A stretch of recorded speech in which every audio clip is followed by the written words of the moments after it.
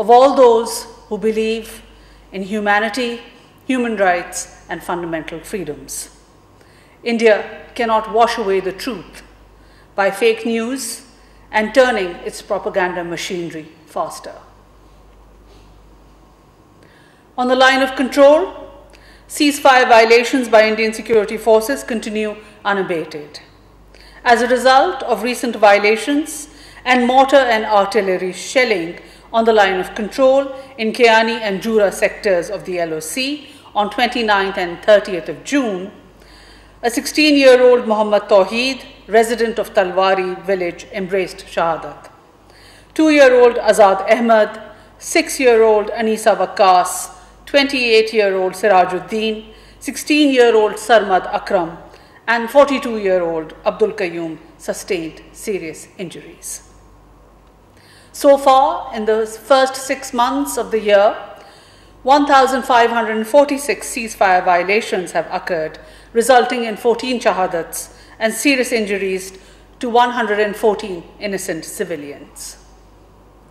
Pakistan has categorically rejected the grant of domicile certificates in Indian-occupied Jammu and Kashmir by Indian authorities to reportedly 25,000 Indian nationals. The Kashmiri people have also rejected the bogus domicile certificates. These certificates issued to non-Kashmiris, including among others Indian government officials, under the Jammu and Kashmir Grant of Domicile Certificate Procedure 2020, are illegal, void, and in complete violation of the relevant UN Security Council resolutions and international law, including the 4th Geneva Convention.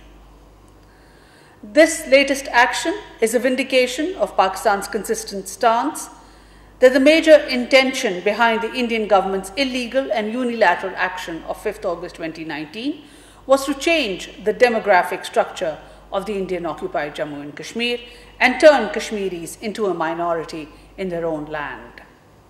This has long been a part of the RSS-BJP's Hindutva agenda.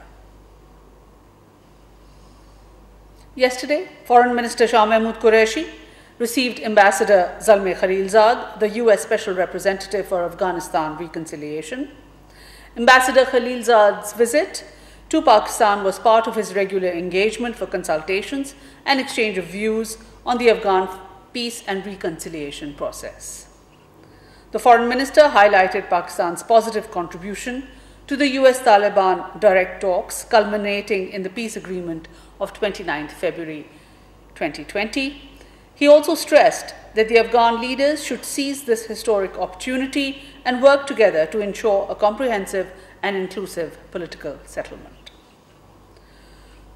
Foreign Minister also welcomed the latest developments, including the announcement on formation of negotiating team and the establishment of the High Council of National Reconciliation. He hoped that the release of prisoners would be completed soon to pave the way for the earliest commencement of intra-Afghan negotiations.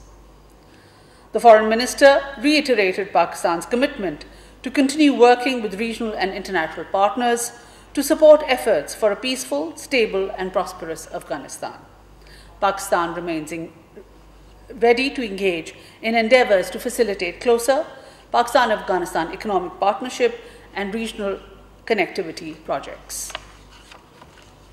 Towards this end, the meeting between the advisor to the Prime Minister on Commerce and Investment, Mr. Abdul Razak Daud, and the Chief Executive of US International Development Finance Corporation, IDFC, Mr. Adam Bowler, at the Ministry of Commerce yesterday, would further strengthen efforts in concretizing important development projects benefiting both Pakistan and Afghanistan and the region as a whole. During the discussions with Foreign Minister Qureshi, Ambassador Zalmay Khalilzad also expressed condolences on the loss of lives in the terrorist attack on the Pakistan Stock Exchange building in Karachi and extended US support. The Foreign Minister praised the bravery of the security personnel and thanked Ambassador Khalilzad for the condolences on the terrorist attack, which was externally supported, and was another manifestation of the state-sponsored terrorism being perpetrated against Pakistan, which we condemn in the strongest possible terms.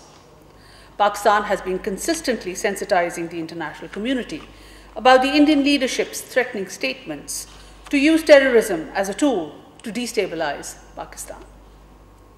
We have already shared with the international community incriminating evidence about the Indian intelligence agency RAW's involvement in terrorist activities in Pakistan. Members of the UN Security Council, in their statement yesterday, also condemned in the strongest terms the heinous and cowardly terrorist attack that took place in Karachi on 29th June, which resulted in several people killed. The members of the UN Security Council expressed their deepest sympathy and condolences to the families of the victims and to the government of Pakistan. They also underlined the need to bring the perpetrators, organizers, financiers, and sponsors of these reprehensible acts of terrorism to justice, and urged all states, in accordance with their obligations under international law and relevant Security Council resolutions, to cooperate actively with the government of Pakistan and all other relevant authorities. Separately, the Foreign Minister also held a telephonic conversation with the High Representative of the European Union for Foreign Affairs and Security Policy, His Excellency Josep Borrell, yesterday. Both leaders exchanged views on a range of subjects related to Pakistan-EU partnership, including trade, the next phase of GSP+, and early operationalization of Strategic Engagement Plan. Separately, the Ministry of Foreign Affairs and our missions abroad continue to facilitate and assist our fellow compatriots all across the world in order to bring them back safely. Our embassies and consulates are working round the clock in facilitating their repatriation. In the past few days, 257 Pakistanis were repatriated from Malaysia, Cambodia, Singapore, and Brunei. 9,504 returned from Dubai and Northern Emirates. 1,430 returned home from Jeddah, 25 from Dushanbe, and 96 from Kazakhstan. So far, 113,154 Pakistani nationals have been repatriated from different parts of the world. We thank all the governments of these countries for their cooperation in facilitating the smooth repatriation of our nationals. Thank you so much.